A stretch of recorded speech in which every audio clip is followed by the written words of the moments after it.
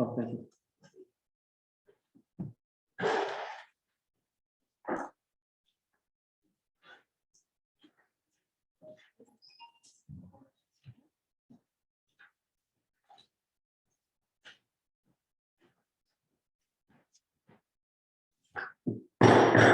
Good evening. My name is Stephen Everett. I am first selectman in the town of Columbia. I'd like to call this special meeting of the Tri-Board, Columbia Board of Selectmen, Columbia Board of Education, and Columbia Financial Planning and Allocation Commission to order Wednesday, December 15th in the year 2021, 7 p.m.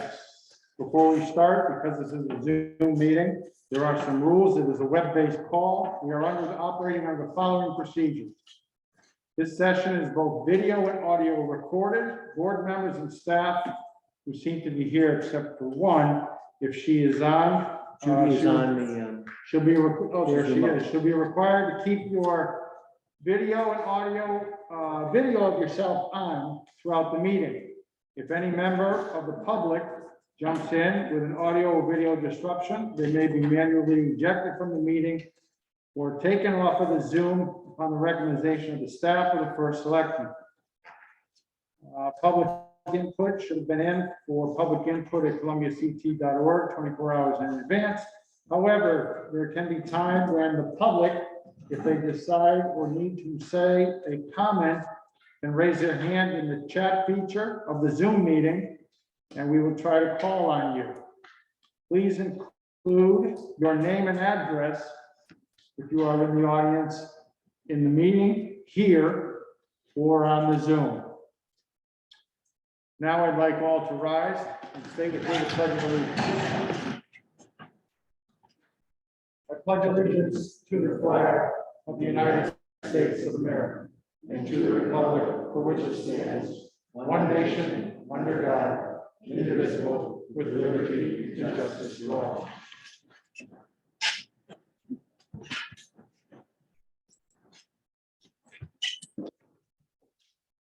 I make a motion that we accept the approval of the agenda as written. Take a minute. And we'll listen to any discussion. Should you have the need, raise your hand.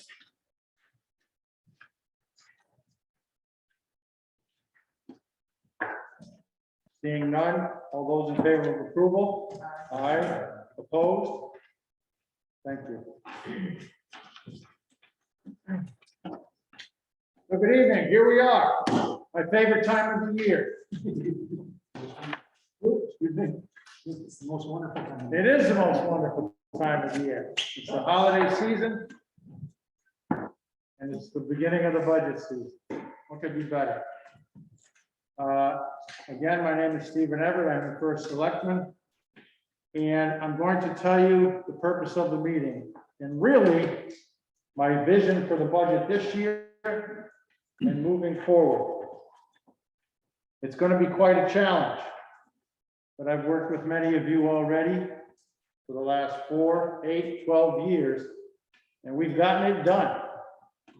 When I see people, when I talk to other leaders of other towns and they talk about Columbia, it's with a blinded smirk that I tell them that Columbia is in a very good place. And we are. But my goal is to continue to keep it moving forward in a consistent, sustainable, forward-looking budget with minimal surprises, but taking care of today, the needs of the people of the town. Health, services, education, recreation. We've done a great job. We've got work to do. It's been a challenging year, couple years. But again, with the personnel that I know and see here, we'll get this done. And then to deliver a budget to the people of Columbia that they can look at and say, this is why we brought these people in. It's a good budget and it meets our needs. How are we going to do this? Well, I brought in department heads already of different areas, Department of Public Works, Fire and Safety, And I'll be meeting with others along with Mark Walter. And we're asking them to come up with a 10-year plan for needs of equipment, rolling stock, trucks, fire engines, ambulances, but also equipment that keeps their structures in good condition and running smoothly and meeting the needs of the people who work there. And they've agreed. It won't be 100%. There will always be something that kind of ripples the crystal water and stuff, okay? Something breaks down, okay. But the truth of it is, I feel if we look forward in a realistic vision, we can take care of most things that come up. Most things, and in a responsible and financially responsible way. I'm going to ask you to be open-minded, because we're going to do a few things that we may not have done before, and may concern some people that we haven't done it before. But we have a healthy general fund through good fiscal responsibility over the many years that I've watched the boards operate. There may be a need to use some of that to keep the budget for next year and the next 10 years in a consistent and responsible expenditure. The school is always a guess. Thankfully, we have a great team over there that they come in with a knowledgeable and pretty well-educated guess. Okay, the state control a lot of things at us, but I think we look and know when things are coming, and we need them head on. FiPAC has always listened to the people. They've accepted budgets from the school and the Board of Selectmen. They've taken a look at it in the last few years. We've worked very well with minimal or no adjustments and passed sound budgets. And I look forward to that again. They say that a healthy general fund is about 15 to 18%. We have some room to utilize some of ours to keep costs down for the next forecasted budgets and still keep it healthy. So in the end, again, here we are. Not going to go away. We have a great honor and a responsibility to put forth a budget, like I said, that meets the needs of the town in a responsible fiscal manner, and looks forward to the next few years so we can keep it going. So I thank you for your time, each and every one of you that sits on these boards. I thank you for being here and every week over the next 3, 4, 5 months, whatever it takes to put this forward. It's an arduous task, but it's probably one of the most rewarding that I see sitting at this table before us, and it happens every year. So that's it. And here we go. Welcome to the ride. Number 5, review of the fiscal year 2021 revenues and expenditures. Is that Bev or Mark? Debbie? That's me. Okay. So in your packets, I put in a variety of reports. So the first one that you should see is a report on the town revenues for last year, 2021. The town ended up with a surplus of $385,529. Some of the major factors in that is that we basically had almost a 99% collection rate in property tax. Our ECS grant did get cut by the state, but the good news this year is going to get restored back to about 2.3 million. Unfortunately, with COVID, our interest rate tanked, and so, we had a revenue loss of over $80,000.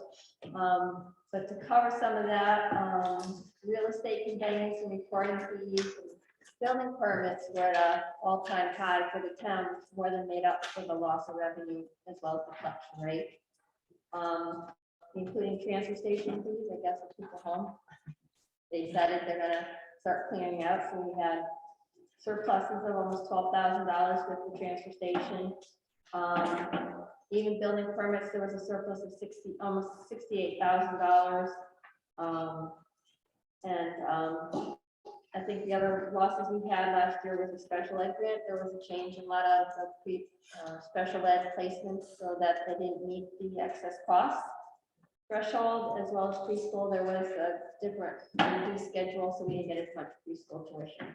But overall, we did very well with $385,000 revenue surplus that went back to the general fund. The next report is just showing all the Board of Education grants they received last year. And that does include $108,000 in coronavirus ESSER grant funding that the state provided for additional staff or cleaning and some equipment. And then the rest are all just the regular grants for special ed and special development and kind of like intervention services. The next report is a combined report of both the Board of Ed and the town. Overall, between the town and the Board of Ed, there was over $610,000 returned to the general fund. $321,000 of that was from the town, which had to do with, there were some changes in personnel and we didn't use all contingency, police protection, but basically every single department had savings in the various lines. Some of it had to do with COVID, and we get relief funds that covered some of our costs. Same thing with the Board of Ed.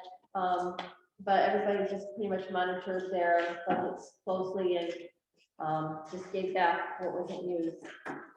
Board of Ed had a surplus of $288,000 that was all returned.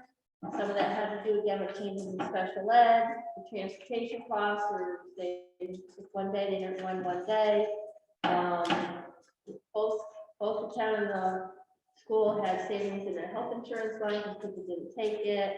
The school also had some retirements that caused some savings also too. So again, over $610,000 returned to the general fund.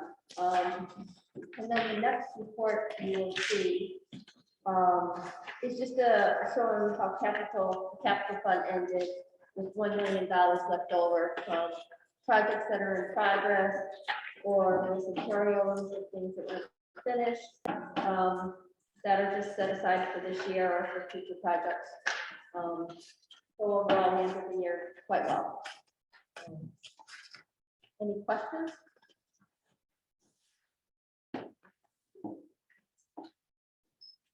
Thank you. Status of 2021 revenues and expenditures, municipal. Okay, so I think Mark can add to that too. On the state budget, we haven't heard anything other than the state is going to basically restore some of the municipal aid, but they're also going to keep it static for 2 years. So like the ECS grant is going back to 2.3 million, will be this year and next year. So we have a prediction for the next 2 years of municipal aid. That is in a separate report with a huge packet, like 50 pages. If anybody would like it, I can always send it to them. But other than that, we haven't heard much about the state budget yet, have we?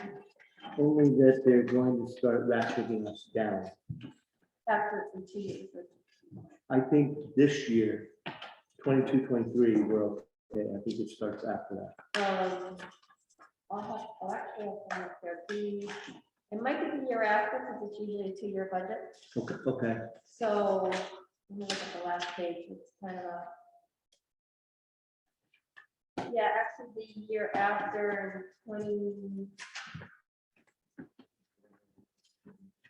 There might be a little start decline, but I think the ECS is staying static for 2 years. It's all the smaller ones that kind of get.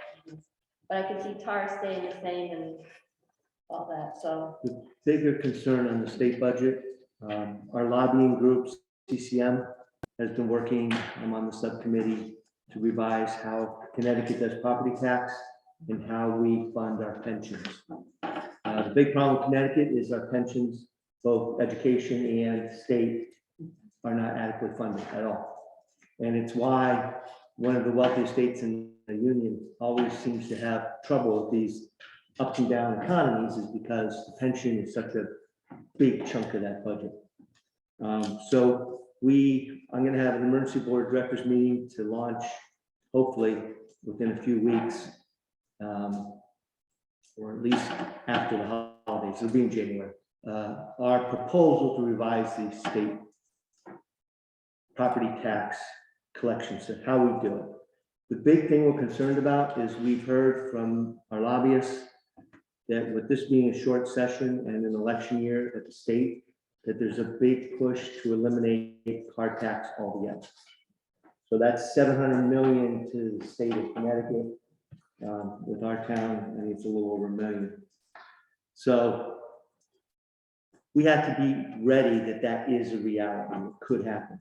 And what CCM is trying to do is get in front of that and say, well, before you just whack off one big chunk of our revenue to the towns, let's have a system to replenish that with other ideas. So I don't want to get into the whole plan because it takes 1 hour to present this revised property tax proposal. And it's taken us 3 years because we've modeled after other countries and states that have fixed their pension systems and their property tax.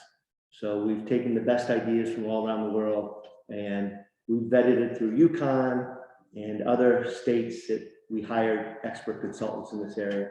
So it could work, but it requires the state legislation to agree there's a problem and make big changes, which I'm not real optimistic will happen. But we need to be prepared that we could lose automobile tax revenue and be ready for that. So more on that. They're in session from February to May, till May 9th, I think. Was it earliest that might happen? I think they'll run it right to probably a few days before our budget vote. Because we vote on the 10th, I believe. So that's, I don't want to be Debbie Downer, but that's the reality that we're facing. But when you spoke to me before, you said there was some plan where they understood they'd have to replace some of that money that towns and cities would. Right, and we'd like to make it constitutionally required because the state has a history of coming up with great ideas and then 1 year later, the money that was supposed to feed into the town does not. It happened with MRSA, which was your equipment property tax on manufacturing. It happened with Pilot, continues to happen with Pilot. They're always underfunded Pilot. And we think the reason this might really happen is a major bonus for the cities because a lot of their property owners are car owners, not actual property. Well, wait a minute, so that, how is that a bonus for the city? The voters, most of the voters would love to not pay car tax in the city. Okay, so for those of the, To be targeted to that segment. And it's also not fair. We would agree, it's not fair to charge a Toyota Corolla at 60 mils versus in Columbia at 29 mils. It's the same car, but Is it an app, is the proposal legislation, I maybe it's not even written yet, but would it eliminate it altogether or would it just divert it to the state? right now we're hearing they want to eliminate it altogether. And there'd be no car tax.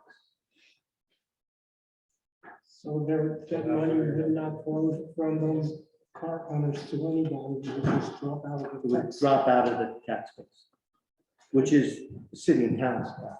revenue, I understand that, so our only option would be to raise our mill rates own property on on people that own real estate.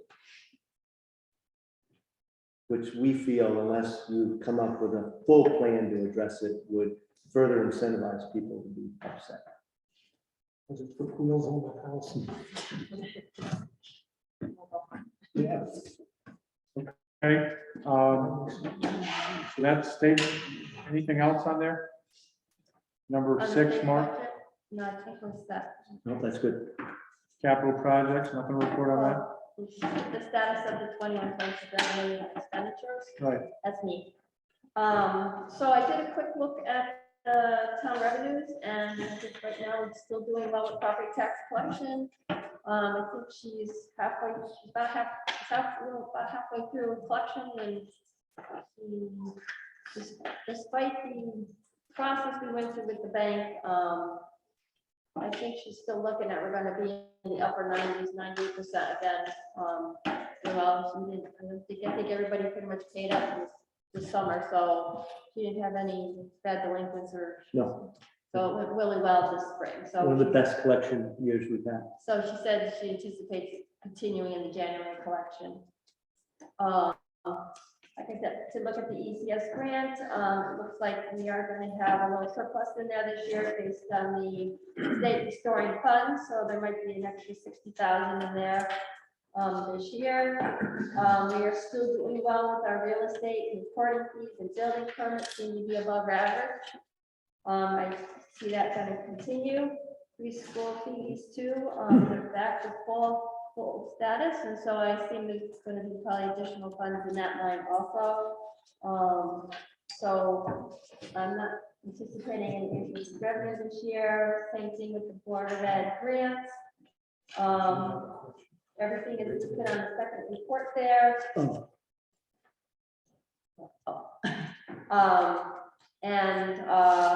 I know there's one pending, I think we're waiting for the state art funds, American Relief Funds to be finally approved. Those still be pending for the Board of Education. We put in a few different ones, applications, so we're just waiting for approval on when and how we can use those funds. I know the American Relief Funds that were notified last spring will be used next year and the year after. This year, we're using the current ESSER funds of $100,000 to pay for all the intervention and all that staffing. So overall, so we have no concerns with revenues at all at this point. The next is the town operating budget. There doesn't seem to be too many surprises going on. There hasn't been a lot of transferring of funds, a couple from contingency that FiPAC we approved tonight. I think the one concern we did have is on the fuel prices. We locked in a little bit of a high, that's 20 cents higher than last year. So depending on the winter, we may have to do some transfers to cover fuel costs this year. At this point, we're not looking to get pricing because I don't think it will be worth it.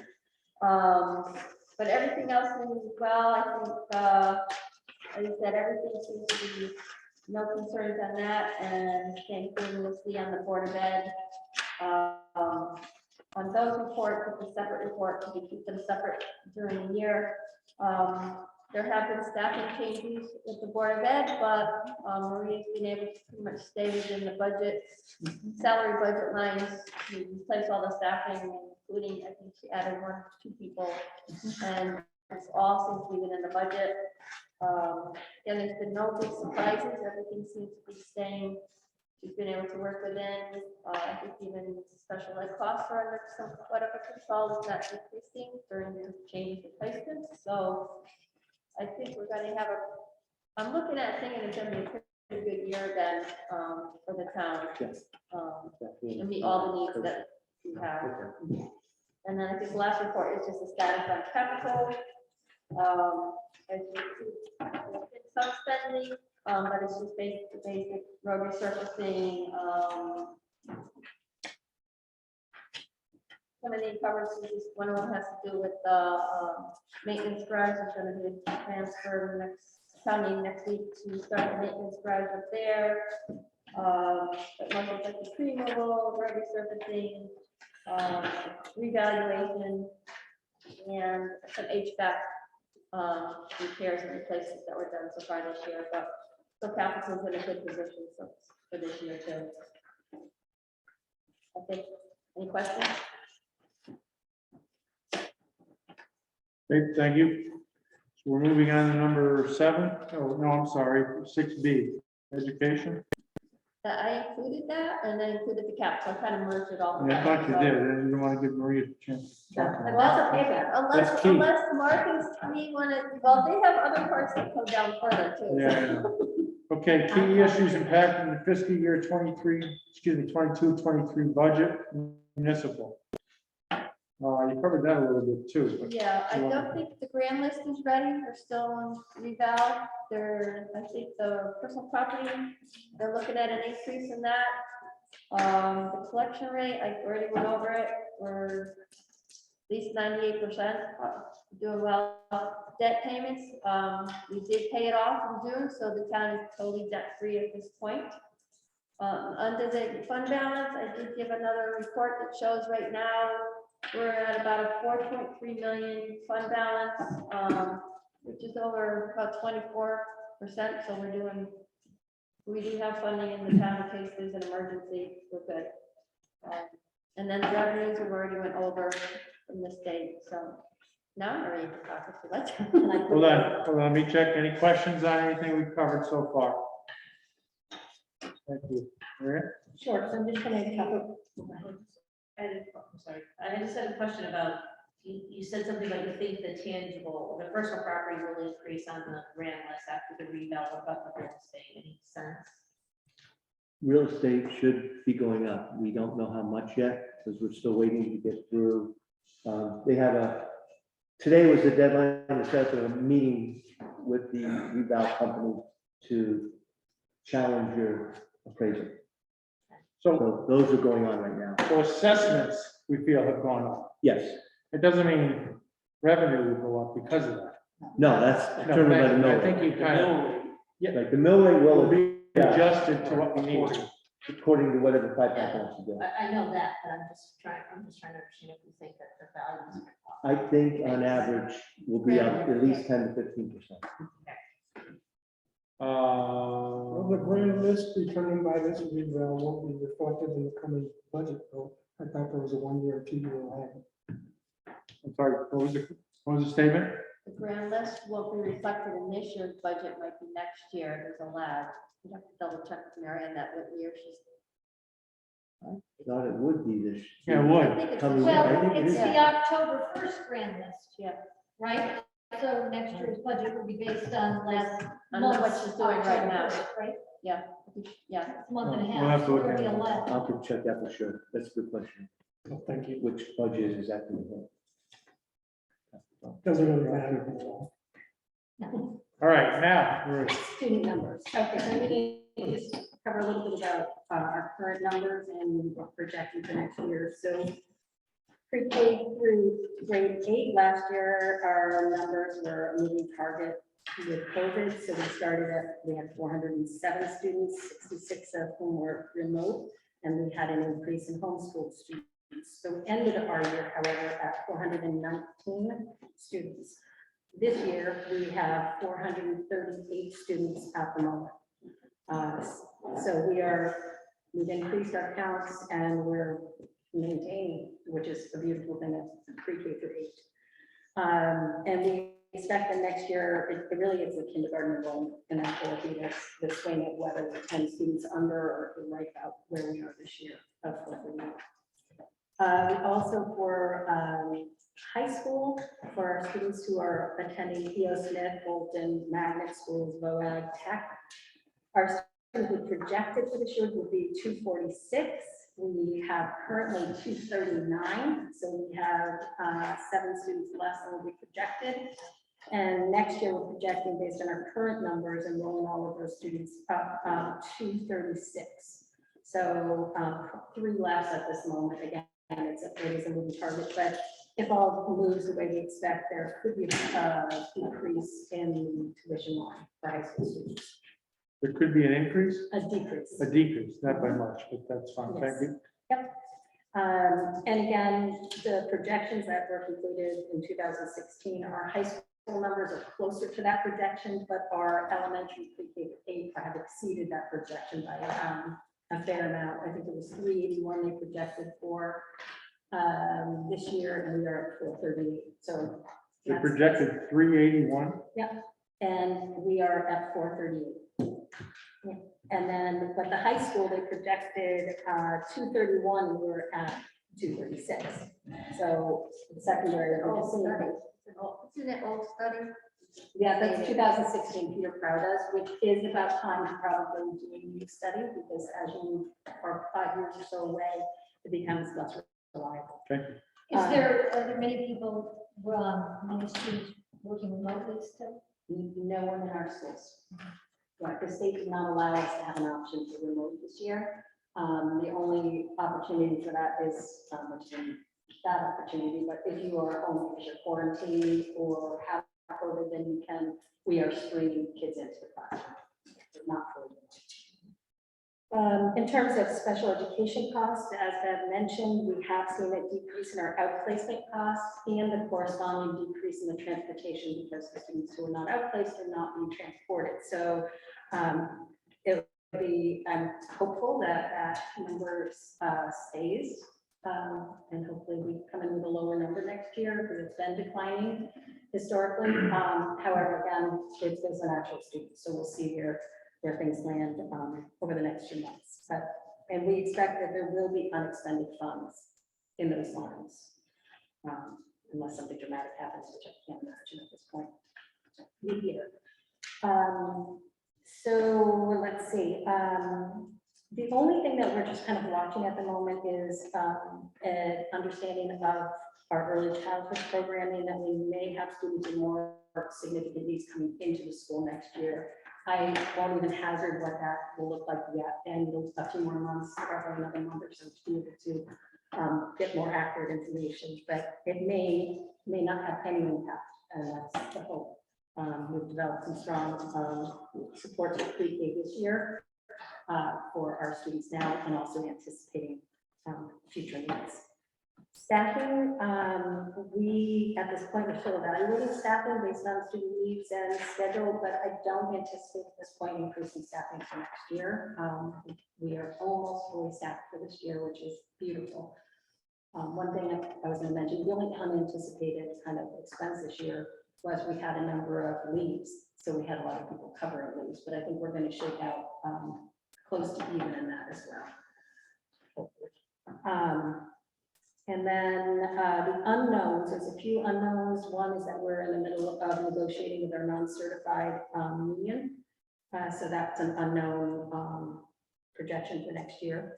And then we are negotiating this year food service through EastCon, and our transportation contract is up. So M&J will be negotiating that as well. So we'll get started on that. So we'll have a sense, but we will have to probably put a factor in, and because M&J is usually 4% increase, and I'm just not sure what they're going to be pushing toward in this process.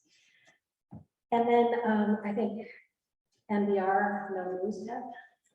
No. I think we'll get it before January, so as soon as it comes out, I'll pass it on. Yeah. And if they're still using the same formula or not. I think they are. So Okay, that's, any questions? Question. On the transportation and the food services, you send those out to bid, so that even though it's renewing, you're not just going to negotiate with people who have, you're going to ask for. I don't know the answer to that, to tell you the truth. I understood that. I think in the past, I think if we are satisfied with our bus company, we continue on with them.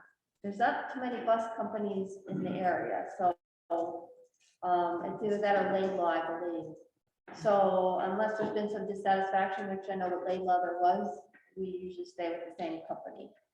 As for EastCon, it's a food service thing, and to kind of change that, we have to go through the state, and it's a very stringent process to go through. And again, we'll probably be staying with them as long as we're satisfied with them, because the state is very strict on the school lunch program and how you manage it and changing vendors and personnel. So we had EastCon for 3 or 4 years. So Before me. yeah, it was like the year before you came. So I think as long as there's no big dissatisfaction, we might stick Right with now, it is, but there are some times that we do have a deficit. But right now, the federal government is applying a fair amount of resources to food providers. They're not it. even. And EastCon has been covering when there has been a deficit In the due to past, they parents have. not paying their bills.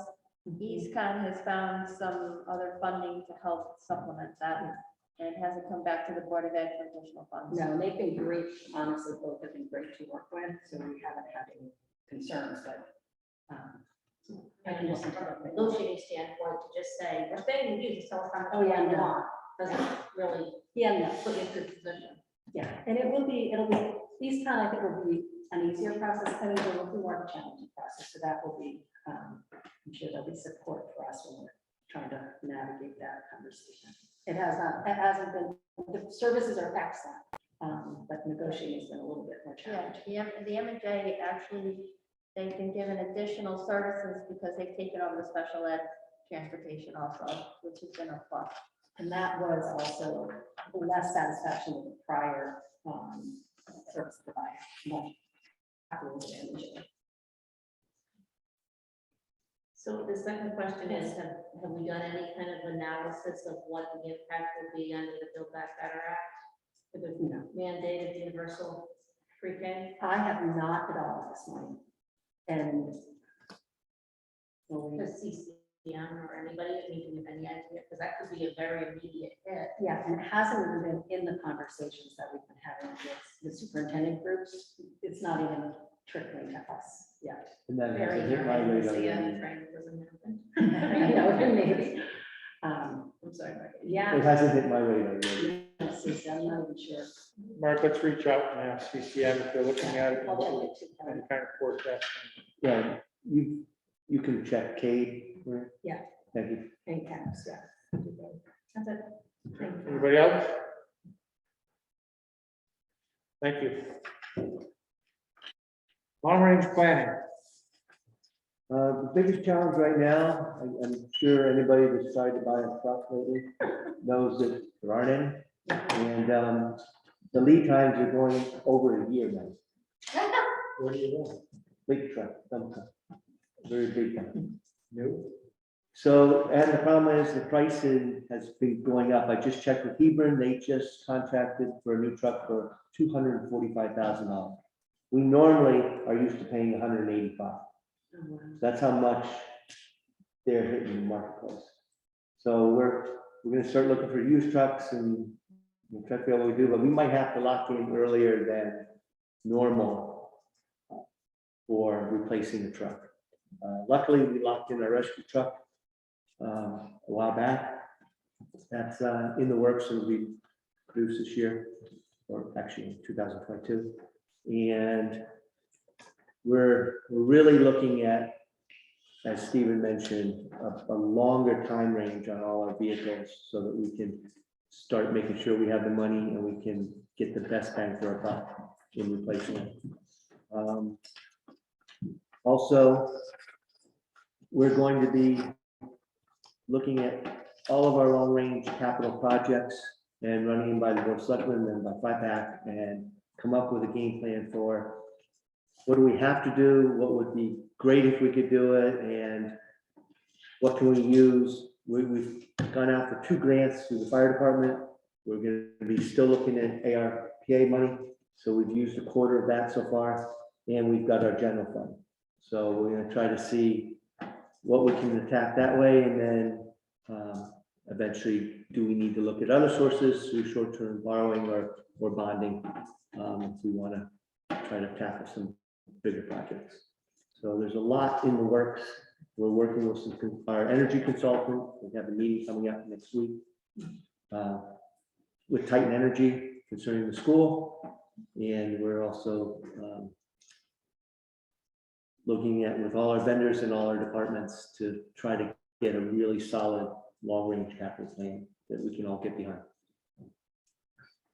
Also, the other thing is luckily, we've been making a few wage adjustments because some towns have been losing their employees to other towns.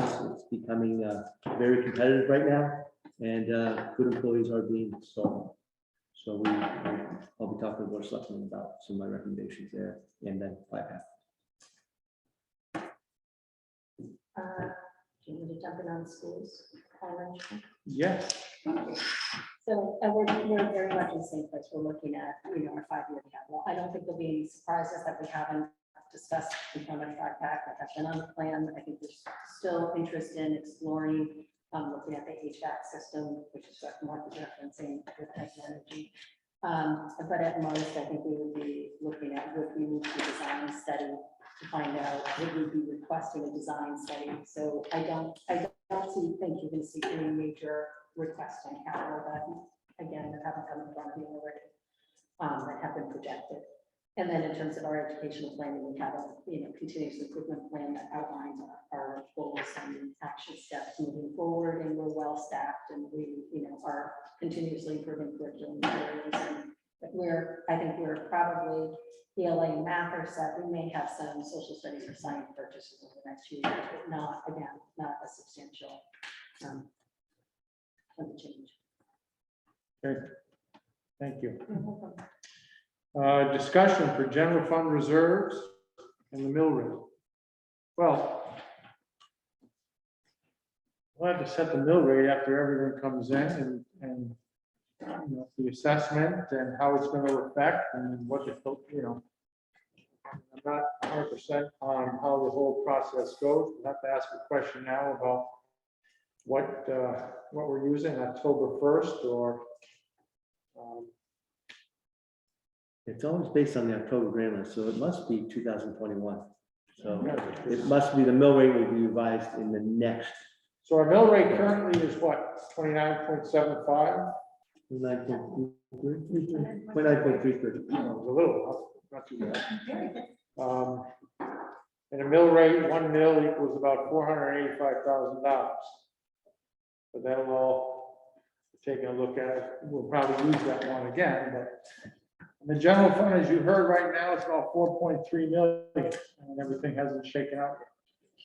So at 24%, at 18%, it's $3.35 billion. That's based on our overall budget of about 18.6. Okay, so again, I see wrinkled brows and pens writing and everything else. This is just the beginning. It's just the beginning. Yeah. Again, my hope is to put together a long-range fiscal plan for the next 10 years with intelligence and using history and forecasting and the experts in the areas that tell us what we think we're going to need for growth and to cover and to keep Columbia what it is. So we're all going to work together. Any comments? Mr. Cook, first time out here. Welcome. Thank you for having me. Any comments, sir? No, it's going well. I did my best to go through this, so Tom does look like some fun too. Good. So I'm gonna try to get involved in that, in a happy situation. And I know that when you bring up mill rate, tax increases, it scares everybody that talks all the time. Yeah. I guess a quick comment. Yes. I told a lot of people that, and I've been involved in town politics for 20 years. And when people go to a board meeting with FiPAC or selectmen, whatever they do, and they watch or listen to the discussion, they can't tell which party, each person is part of. What they hear is people trying to solve problems and make good decisions. And I think that's why Columbia, as we said, Columbia functions really, really well. So I just like how that works. Good. Art, anything? Right now, at this point. Okay. Kelly, Thank Jeff? Ernie, you can have your FiPAC meeting. Judy? But Stephen, I did have a random thought. Did the crazy idea that was thrown out about mansion taxes to that, Mansion taxes? yeah, a tax on houses over a certain value, additional property tax. Yeah, no, I didn't hear anything about, yeah, I didn't see anything like, we had a mansion tax or anything else. Everybody was assessed, by the same criteria, so. No, not for us. Legislatively. Yeah, there was some. Oh, no, yeah, I okay. shot at the state level that threw out the idea. I don't know if it. Yeah, they throw out a lot, so, I have not, I saw that and I haven't heard anything. I think that was killed. You're safe. You think? Nope. Good. Lisa, in the back. The only thing I was telling you is, we're at the wholesale level manufacturing. And I gotta, you better be aware that prices are volatile. And finding stuff at the wholesale level, at the production level, is getting really hard. We had a sheet of aluminum go up 239% in 1 week. So, it's nuts, and, it's gonna be a bumpy ride.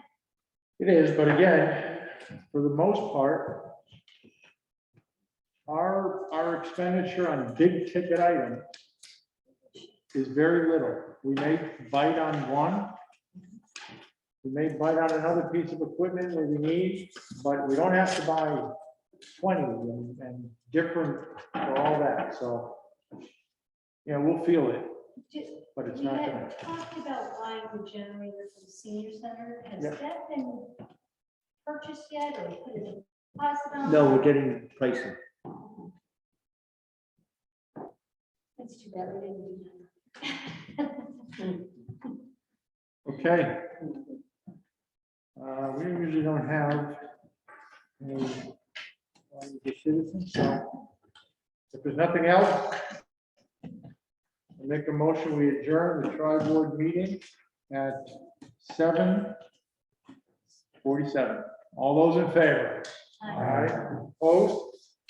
Thank you.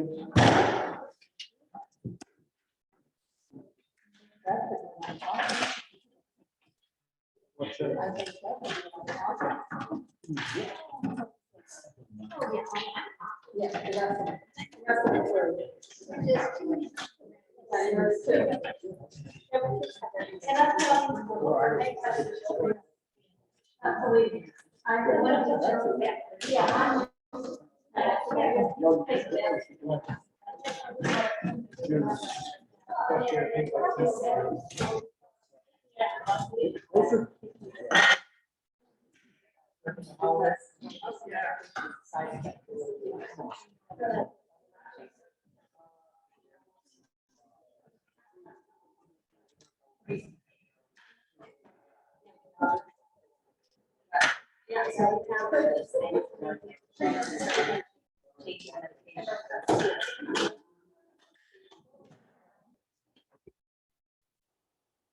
Okay, can we come to order, please? First, there's a Zoom meeting as usual. I'm going to dump the reading of the rules of conduct. All right, we're starting this FiPAC meeting at 7:50 for December 15th. And the rules, this is a web-based call. We're now operating under the following procedures. This session will be both video and audio recorded. Commissioners and staff will generally remain on mute except when speaking and voting, and will generally be keeping video on themselves throughout the meeting. If a member of the public creates an audio or video disruption, they may be manually ejected from the meeting upon recommendation of staff or the chair. For public input before the meeting, please email your comments to publicinput@columbiacp.org within 24 hours before the meeting. Okay, I'll come to order again. And before we get into anything, I'm gonna suggest a couple of changes to the agenda. One is the pledge. We said that already, so I don't think that's necessary. The other is, there's any objections, I'd like to move the election of officers to January, like we did last year. So I move that we make those two changes to the agenda. Is there a second? Second. Okay, that's a pretty straightforward. Is there any further discussion? Could you repeat the, We're not gonna do the pledge, and we're gonna do the election in January. okay. Any discussion? All those in favor? I, You voted aye, so it's unanimous. And first thing we should do is we have a couple, I assume you are officially a member, nobody tells me anything. Yes. He's sworn in. This is recognize Art and Stephen as our new members. And of course, I'd like to thank Brian. He was a guy who worked with, always had a level head, made valuable contributions, and I miss you, Brian. And Lauren wasn't with us quite as long, but she had her opinions too. And we always appreciate you, so thank you, Lauren. Now with that, audience of citizens, have we anything? There's nothing in the chat, so we do not have any citizens, except Beverly. I'm done. I did my She's talking. Approval of minutes, FiPAC minutes from September 15th. And the motion to accept those is presented. I move that we accept the minutes for September 15th. For a second, Second. okay. We have a motion for the approval of the minutes. Any discussion? All those in favor? Aye. Aye. Judy? And I wasn't there. You're abstaining.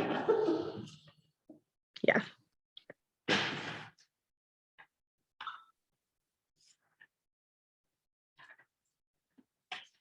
Oh, correspondence, is there anything in that stack of the correspondence that covered everybody's eye, anything worthy of discussion? This would be the correspondence from the board, that the members of the board of directors, letting it fix it.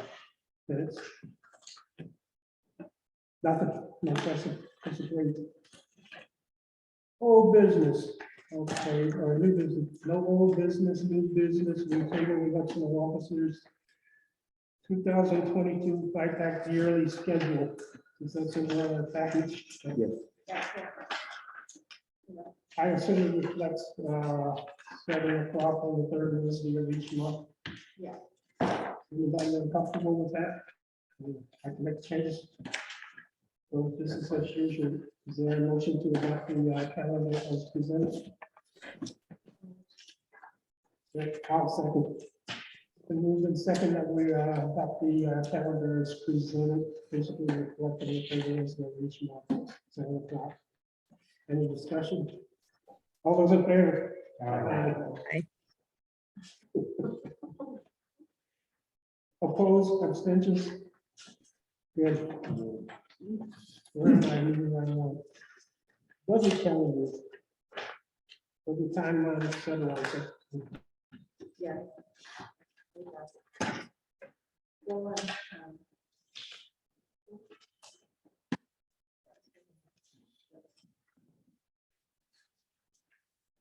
How do we usually handle this? Do we just take this and review it and, It's just information. Yeah, yeah. If anybody has questions. okay, we don't have to take action on this tonight, we'll be aware that this schedule is correct. What's supposed to happen between now and adoption of the budget? So if you get a chance to look at it, we can always make amendments next month. Or anything.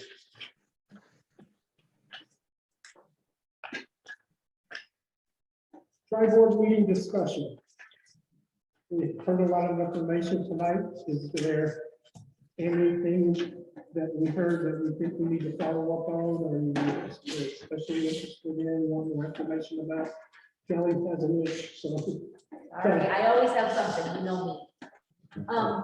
It's not something I heard, but something I think that we need to hear. Could we have some kind of a presentation, a brief one, maybe in January, about the federal dollars that we got last year and this year from COVID, and how it's being spent and all that information, just so we know where we are. And I've been reading recently that every town is going to be audited because of what happened in West Haven. So I just wanted to have a little bit of an update on that.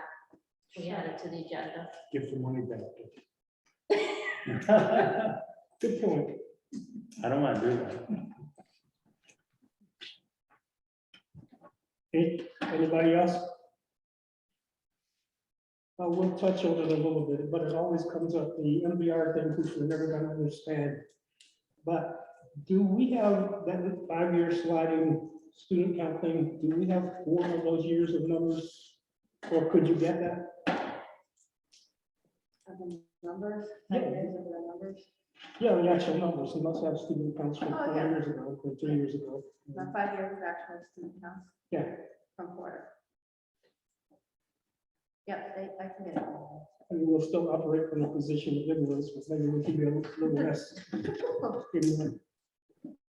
Again, I tried my hardest, I couldn't figure that thing out. No, there's a secret in the formula. I'm not going there. Anything else? I know people have periodically expressed special interest in some aspect of the budget and wanted to either hear more from the rec department, from the library, or from the fire department, or whatever. If you got that in mind, speak up now and we can work on the schedule. Are we gonna have anybody sitting in on negotiations with these? It's coming up with the school and bus company, and not things like that. I know I sat in 1 year at the school, That was a certified staff, right? and that was certified staff. She asked you if Maria, anybody on the master? You could check out Maria if you're interested. Ask for the bus and stuff like that. Usually ask if there isn't anybody, but I know with the unions. Yeah, salary negotiations. Are Yeah. you interested? Yeah, Okay, then I have no objection to you being the face or FiPAC if you wanna take it along with it. I don't know if anybody I else. think there's a meeting next week. next week. Yeah. Okay. It's Monday. Anybody else want to challenge Jeff for that position? She now. No, thanks. The food's really good. They have food.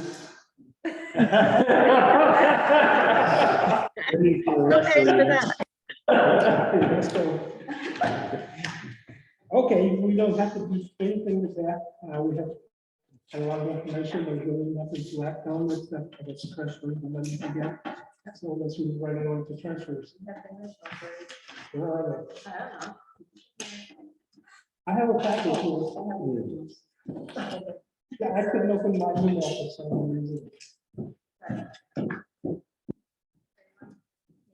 Okay, yeah, talk us through whatever you do.